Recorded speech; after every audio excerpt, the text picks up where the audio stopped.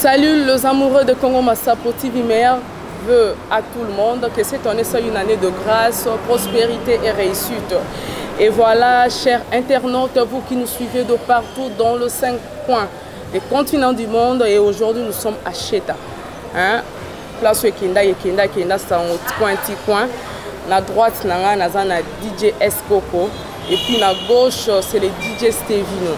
Donc, et l'on a vraiment solo là, en profondeur ma solo. Et là, je vous invite à rester toujours branchés, connectés sur Congo Massapo TV. Vous ne tirez pas dessus.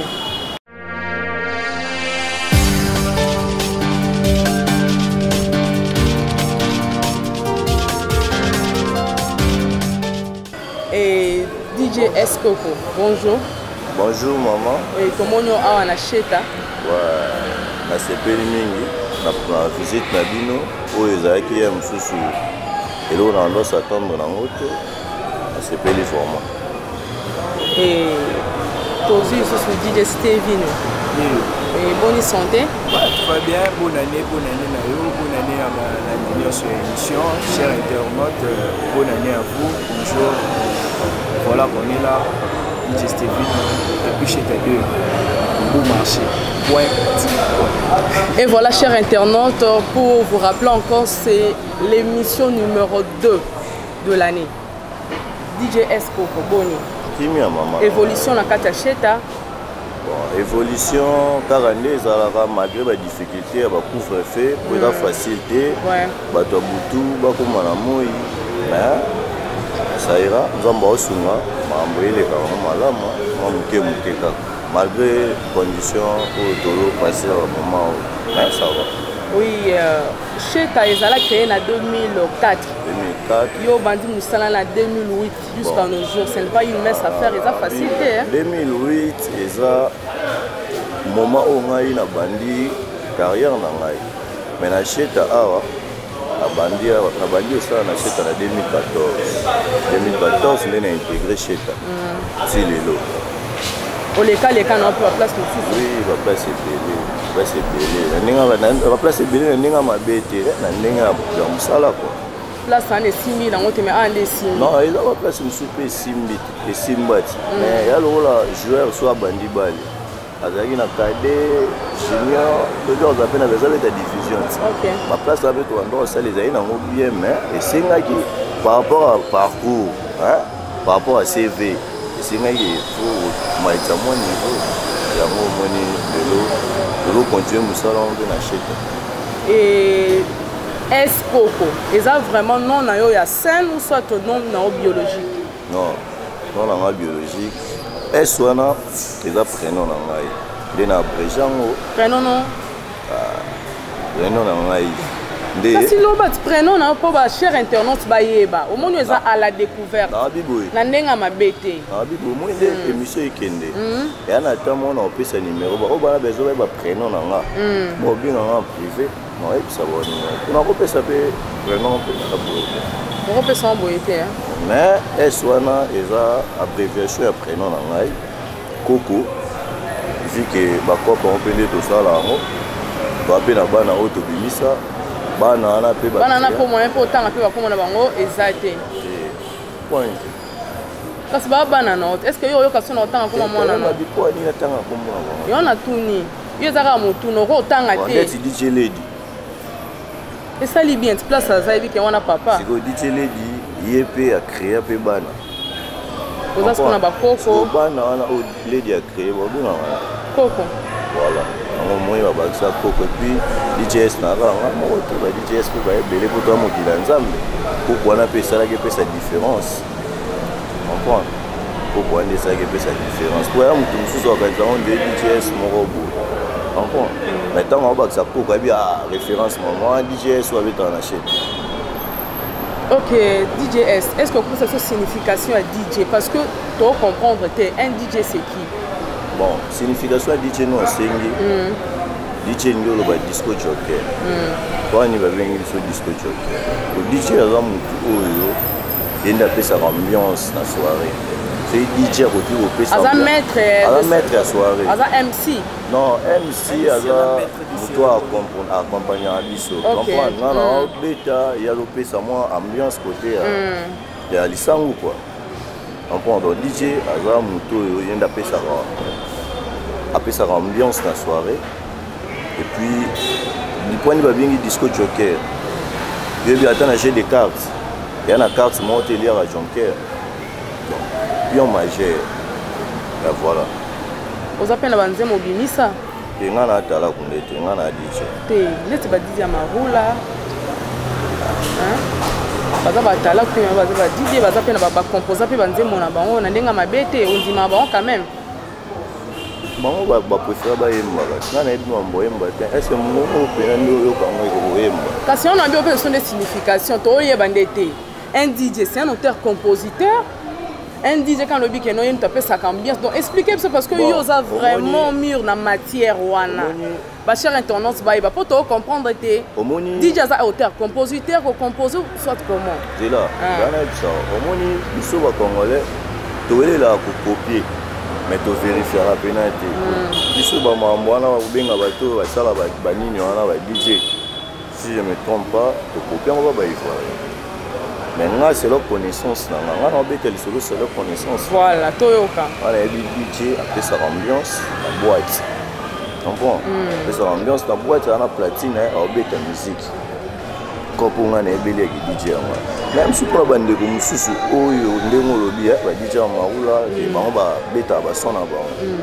Même si on a un DJ, on a un musicien, on a un DJ, et sali, et alors, pour moi. Sali qui répète ses visibilités pour continuer ça là pour éviter na mboka na l'histoire atabutu mutabeta na orchestre monta yemba déjà bien donc ya ba bilo mo za makila comprends peut-être dans sens on a ngale na ebeli DJ Zach de tous na ba night ba lunch bar donc azo mixer na platine voilà on a évité bon selon la conception là le c'est le concept. Ok, merci. Est-ce que vous avez une association Nabino va retrouver un Nabino na ba DJ Nyon surtout beaucoup tanara. Ezalara. Bon, ezalara sauf que ngane na ndenda raté. Kwani kiyo kaka. Tekingai. Kikoko. Tekingai te. Nous ça tellement ban ebele surtout talara ah. Mususu. Nazo un peu d'invitation pour moi. Bon, que ngana oyaka ke ngai pe ngana pe na DJ. Mais les associations, une association, il faut aller s'intégrer. Bon, on a invité. On a invité. Mais on y a invité Zalara. Namona quand même ceux qui te disent moi problème, namona moi quelques bilonga ba DJ, ba kutana ka bon. Na yebi pe atende ba tam so ponga kuna na. Kolinga na onde pe ka te. Kolinga te c'est tout. Tala na linga te. C'est que non c'est pela mambo ça te. Parce que vous avez un monaka, bayaka, tout ça, en minimisant. Là, dans ma temps, il y avait une bisoté 19. Donc, il fallait une association avec DJ, c'est là qui est un c'est qu'il y a déjà dans l'association Moïse là. Sauf que nous avons une idée. Est-ce que ça va bien? Il y a des gens qui ont été là. Il y a des gens qui ont été là.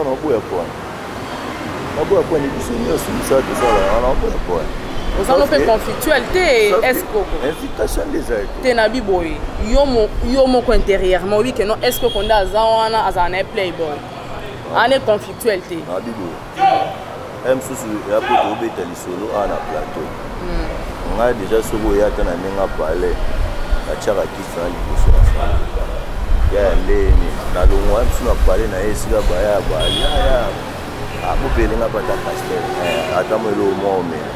Melina baya nga bazala nga beaucoup de temps de on a tous ala na ko ya ba place mususu busala esika mo me buloka na ouais bon na ko tuna DJ ba guerre d'esprit wana ko tuna DJ Steven ko tuna bande ko nyonso awa nde nga se comporte sauf que nga linga nde ce que le buzo bande bon buzo bande nga na linga ba aso yelinga na matière bande nga ba buzo bana voilà, on va vraiment esclave. Mais sinon, simplicité toujours. eyebana wapi eyebana nango te eyebana ya bato mosusu otali kaka bo excuse nga po mongonga to comprendre so otali kaka bo comprendre oyo wana kanisi wata héritier wata sola likambo omonake so mama nanga so otuni bavie nanga filo jime mais c'est souci oyo ave mo nazalaka na ye à chaque fois to Christian Bisimo Luda Chris so otuni ye arabi soki mwa mbala na pardon tika avani ye koto wana alaka omwa teke na otanga kombo bandeko nanga ba DJ kasi boye nde ezalaka ti boye nde tosala yango te ongana tokutana DJ ya maula te topesaka mbote kunani mais so okutani bopesana mbote bongana etona problème naotanga mela ba DJ mosusu osala yango kibonga ye pourtant mosala tosalaka kwa bamisala nyonso po mokolo tozonga na mabele batia biso ata ni drapo ya mboka sikoyo nazwa na matya mapeka bwana. En tout cas, un grand merci à DJ Esco pour l'intervention et qui tourne ma carte. On a tous les qui sont à DJ Stevie. Bonne santé. Santé pépélé aussi. Et aux amours, on a eu. Comment on était? Un collègue. Quand il y a Bimi City, on a présent dans ma bête. On vous appelle moi, papa Talara. Moi, on a été. Bon, on a un peu de collègues. Aux amis, DJS, un collègue, aux amis. On est frères. Donc, bino pena guerre d'esprit à la nangote. Et quand ndeti mwana ba bota mili moko donc compréhension ezali. Maman. Et où t'as pas été? Maman biso soir na 13h juste 13h 1 minute. Ah, boyo kana. OK. Et où t'es pas été? Le bac ata ndokaye. Alors dana ki ndokia oleka ndoki na ye. Pour na rara bon terme wana to ça nango et continuer ça donc voilà. Kito connaît lengi DJ Stevino parcours na yo avant comment na cheta nazalaki na ma compagne le Pacha na Robert na lounge bar mo le Pacha oui très grand lounge bar le Pacha ma compagne nazalaki wana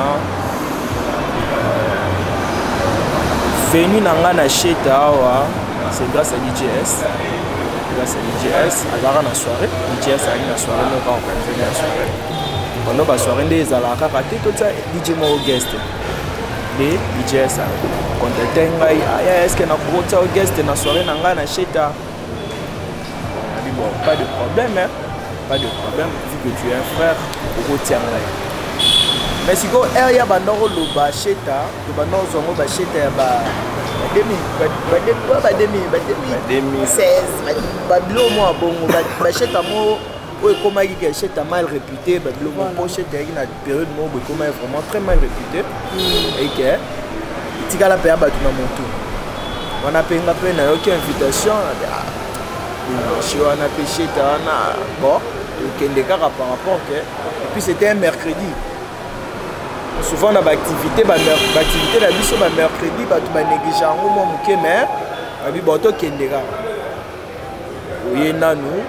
Jour alboso yena otali bon o tepe wow cheta onde boy c'est que makamboza et après la soirée na beti pour musique ici dans la soirée on a été très bien accueilli par les DJ au basa na cheta par tout le monde donc à part binomi balé bamsus bazali beaucoup t'as na rotation oui on a 10 tout ça la rotation donc Cheta est une grande entreprise hein c'est une grande entreprise plus de 100 et quelques travailleurs au bazar vraiment on a commis peine à bêtu musique et puis voilà bon n'a qui ne milaité bref ezara ke DJS mutayambanga na Cheta yambanga très bien si le londé na za na Cheta tu poses auteur compositeur tu composes oyembate j'ai essayé de chanter ça n'a pas tenu cette tenue mais mon avant habité o Jacob nangati na fina on a lanze masala nze moko simba et titre non c'est siko au finon point ni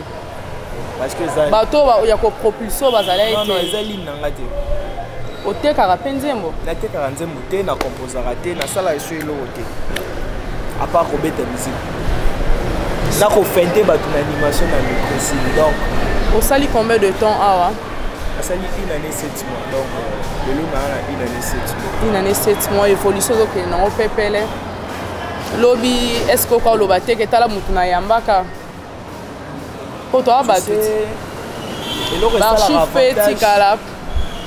Et l'autre ça l'avantage des années les a que où y a na place moro boué, yo il faut y en a un plus. Pour la valeur na yo bima. Pour y en a na cheta, na yo kuta DJS. Na période où il était seul, alors bunda na ndenge na. Donc venu na ngai, to sangana na mwana mai. Un plus to bakisa penda lelo o ekoma ke soko bengi ya Jean-Luc Mukoko Cheta 2 minutes ebele o bengi ya Jacob Papa Bopilo ya Jacobi Cheta show po ebi nini collaboration moko ya na Cheta kuna ebi Team Fuego za na Cheta. Donc Team Fuego za genre label ou est officialisé par Ngana DJS. Personne au combo mon Team Fuego. Sans oublier autorité morale, oui, champion copère. Champion copère. Ils sont dans un masala qui se grâce. Tout au vivre. Il y a moi ma bille. Pour la carte de biso, tu dois protéger. Tu as un pasteur. Moussa Nzambe. Il a facilité. Il a Moussa Nzambe. Azali faire Jacques Ali. Jacques Ali. Si vous êtes monsieur ici là, au monde, vraiment. Ok, DJ Stevino, continue. Voilà quoi. Donc la team Fuego composée de frère Jacques, maître compère champion, Chamberton, DMX dans son côté la boîte à chez toi. Waouh!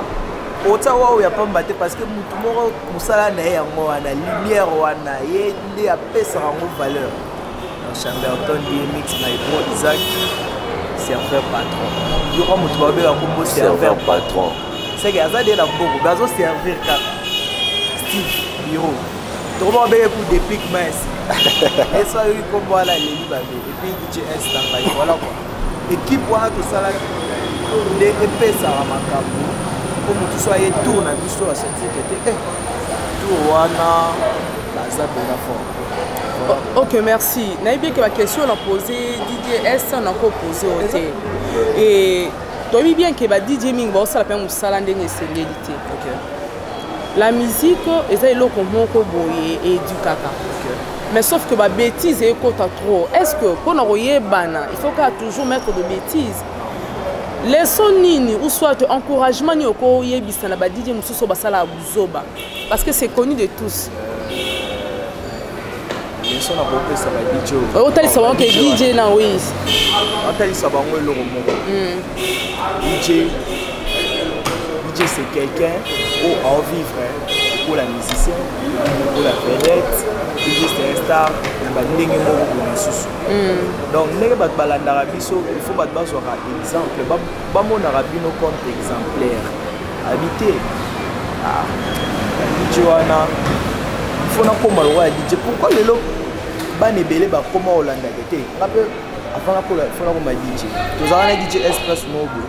Donc tu as un petit mobile. Na qui étonné na monnaie comme DJ. Même c'est oh, comment DJ. Yo ça DJ point. On l'a DJ point. On na zala na ba chérie de. Mais c'est directement invité. On comprend de l'eau ça parce que ceux qui DJ, premièrement aux gens comme ton métier gagne peine à eux. Ça va te permettre yo au épargner par muso ba mususu. Carrière, la personnalité d'une personne, ça ne peut pas être acheté.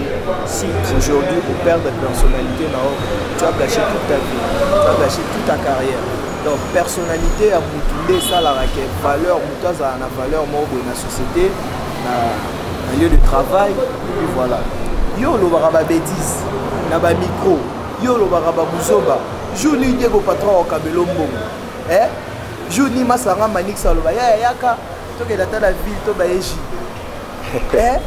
akoloba wote kwa ebiga yuza mutaba deza ya wana na roza na ba masanga na yi wana soka bandi ba deza ba ko supporter ba ok donc wana DJ comme un conseil protège ta personnalité pour protéger ma personnalité na bino personnalité za moto na ngala donc moto na yo ezali valeur na yo Zali, Moussala na yo, Bomoto na yo, et vous pouvez savoir Moussala, et vous pouvez savoir la relation bien, et donc, et comme ça, là, on Ce qui est père de cas, il loba, finga rabatou, ou le baraba bêtise, ou le baraba n'importe quoi, tu seras écarté.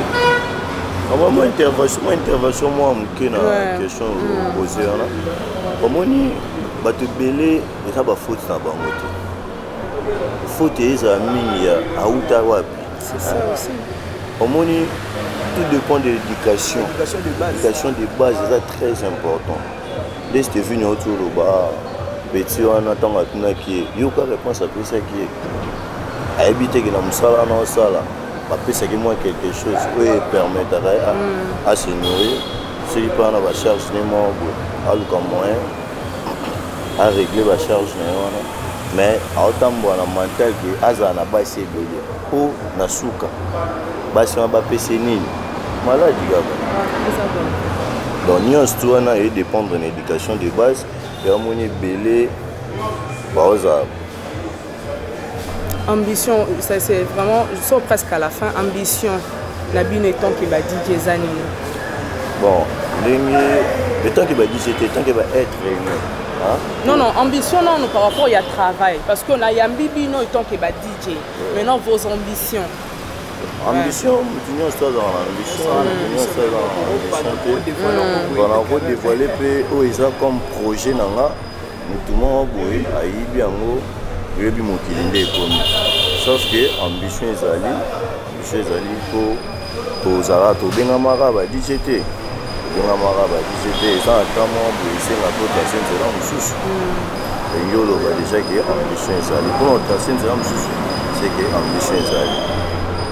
Ok, merci beaucoup. Donc, est-ce qu'on a une petite question?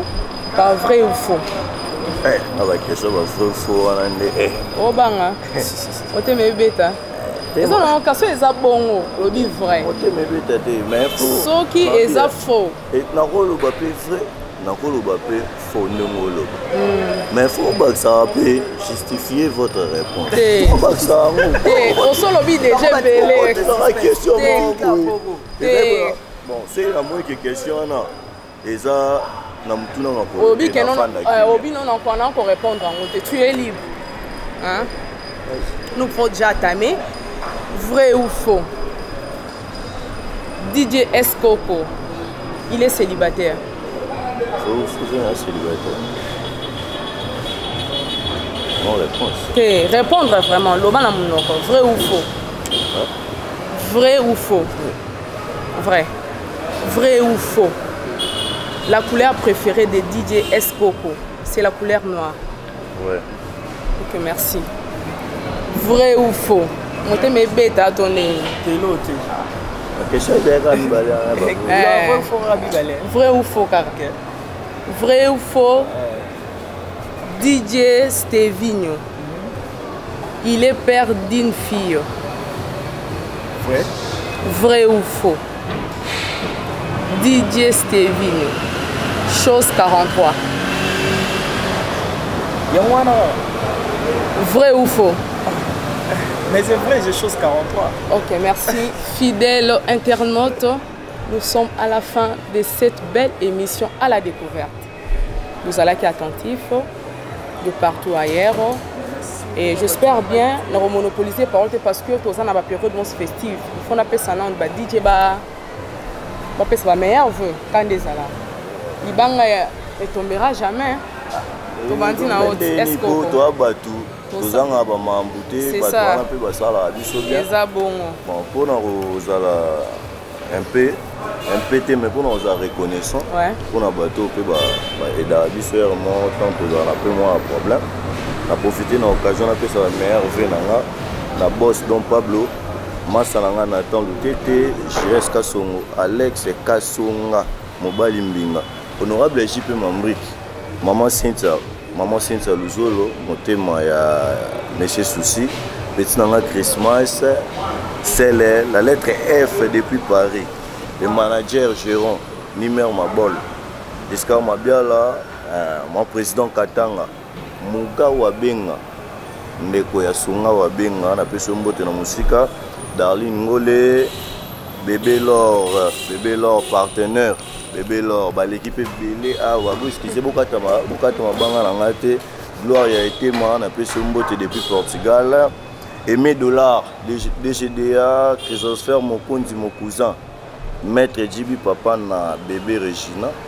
Mon vieux Hassan Ekuna, mon konzaba Chombo vie, Chombo et Oumeli, dans les Kakuna la maison, on Chombo Msusu par rapport à l'image. Mon vieux Hassan, Francis Dibaya, porte-parole de la team Ouattara, la bouche autorisée d'héritier Ouattana, bien appelé Sombo et mon frère, Miss Malaika, maman Eriksen, Christian Mazango, plus 1 depuis les États-Unis, mon frère, mon ami d'enfance, Ozar. Bon, na aussi sa bonté, na remercié Bato Belé sans pourtant, na remercié Oyo, à Salaranga, ou à Pesaranga, peu valeur, ce nom Bonanzela. Mon boss, Monsieur Richie Obama. Monsieur Richie Obama, un grand merci dans l'opportunité, nous tout, topé, la confiance, nous surtout au Pesaranga. Pour que ça, nanda couloir chez Tabou, ça facilité. En tout cas, merci à trop, Monsieur Richie Obama. Merci pour la chaîne Nabiso. Congo Massapo TV. Merci vraiment. La CPLI. On s'attendait à une visite à Bouété. Merci Nzamba sur la chaîne qui est libre. On a vu des émissions. Les tout salons Boué. Bafi et Zalikolo. Et puis abonné. Bon voilà. Maître Djibi. Mon frère Manix. Amonio. Merci beaucoup. Frère Jacques. Bientôt pasteur. Ça là bas tout biso tozarana bango ya elo kongo ele gara bien ata bobundi ce qu'a fait Jacques Chima bolongo na se esili match ya bien merci beaucoup merci collègue pas DSTV. OK, un grand merci à l'émission, un grand merci à la visite, un grand merci à la chaîne Congo Massapo TV. Voilà. C'était un plaisir pour nous de vous accueillir ici à Cheka. C'est pourquoi j'en profite de l'occasion pour nous souhaiter meilleure vœux, bonne année à tous ceux qui nous suivent d'abord. Meilleure vœux, bonne année à ma fille Béni Moufaré. Voilà. Voilà mon thème. Fona banana. Non, pour bailler baquer à Zalava. Les acquis vrais. Je suis venu, on a dégagé mon banc. On a pris un parent. On a un bébé, on a un bébé. On a bébé, on a un DJ Stéphane à l'objet. On a mon thème. On a un baluka, et là, on a rose à la thé. Toi, tu as beaucoup de F. Voilà. Je tiens à remercier Dr. Tchek Weston, merci, la confiance, Christian Mayala, mon ingénieur, le nouveau, et puis professeur. Ouais. Ingénieur Mayala, Christian Mayala. Cornélie Miandabou, Maître Nanger. Chiben Manix, compère mon pasteur, mon conseiller fiston, pour le bel voté. Il y a les qui sont déjà confirmé, il y a les qui sont posté sur Instagram. Il y a les qui sont merci pour la confiance. Bébé Lor, Black, voilà, Batumoro Boy. Barosa Maïbangate, Moïse Mbemba Maïbro, Moïse Mbemba, Christian Gal, Jonathan Moukoko. Merci beaucoup, Jérémy Moukoko, il y a Jean-Luc Moukoko depuis Dubaï. Il dit que d'abord à Dubaï, il y a tous les hommes pour Lélé.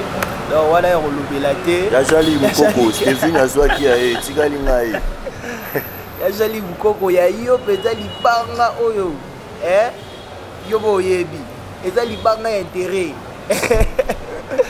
Moi, tonton Jacobi, bon guérison, mon vieux. Depuis Kenzo, tu es Simba, il y a 2020, mais 2021 déjà. Zamba Opesayo, Makasi, Rosana Bisso, Maïbro, Manix. Juste après, ici, on écoute Moutunangaï, Manix, dans le tour de la ville. Moi, j'y ai, mais ça va, giga la ville. Oui, tu as la voix J, Moro, la ville. Et ça va bien. Maïbro, Manix, sans oublier Christelle. Voilà. Bon, je pense que dans ce qui et puis tous mes collègues, je peux citer ma collègue Nabisso. Mes condoléances à toute la famille de Déborah. Déborah Cindy. Au père depuis papa naé donc il y a d'autres des films mais on a direction Lemba ici comme matin ezali to consoler collègue Nabiso. Bon voilà. Et puis on a bossé les puissants Christian Bissimo Luda Chris. Ozo sur la tête de bonangai. Le solo là, tu as philo Jimmy. Le solo là, on va tout pour mon frère Jacques. Voilà, Luki notre caissière, Naomi. Et tu viens avec Naomi. Aïcha Pembe, Aïcha Tamboué, Maman Denise, Diane, Miss Cornélie, Basé Belé, Barigen, Basé Belé, c'est de Bandobois à Bangois. C'est ça les binois. Bon, pour nous qui ça, il y a un peu de Larry Mode, Tonton Jaco, Larry Mode. Garçon, on a souvent coûté une nanzela. Posez dans l'ipambolia $100. Ce qu'on sait qu'ici est carabo. Aziz $100 à Pessio. Garçon, on va pas moment pour nous Kabila Bato. Voilà. Larry, je te salue mon frère. Malgré le Betinga Isomé, Naïbike, tu as $100. $100. Poussez 1m65. $100, vous voyez. Voilà, vous les tellement belé, merci beaucoup, merci. Le bibi kolo, tu as un pépélé. Si vous avez un pépélé, vous avez un pépélé de bissoté. Tu as pesé. Lucas grave, vous avez un kilo. Tu vas j'ai mis un kilo.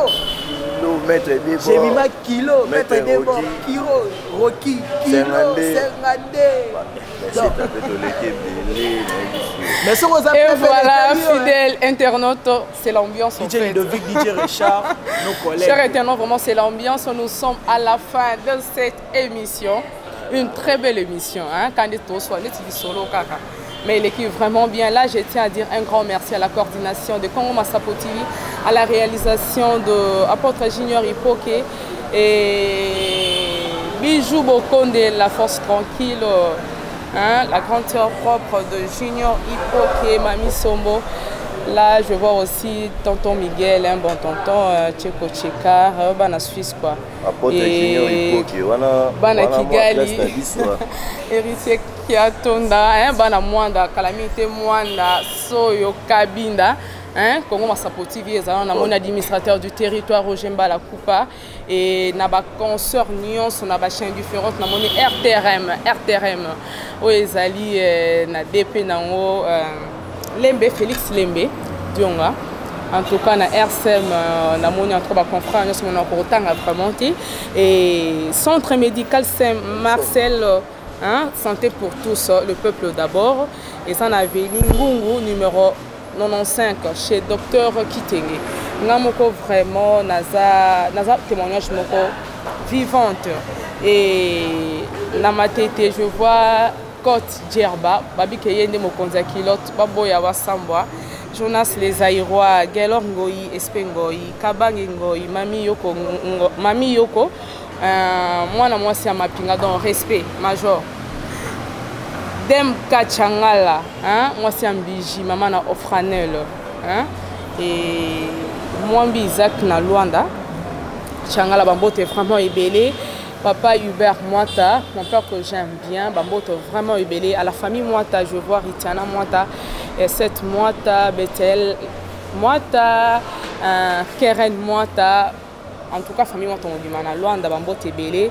Pimi Alumika et puis El Chichiombo, vraiment mon grand frère chéri. Et Tosha Fulakanda qui vive toujours HM Fundani. Et à la famille Kalonga, Dorcas Kalonga, Eno Kalonga, Shema Kalonga, Mirati Kalonga, Kairos na Tunisie, dans ça la Kandé Toyokana. Cash, Emmanuel Cash, Christian Cash.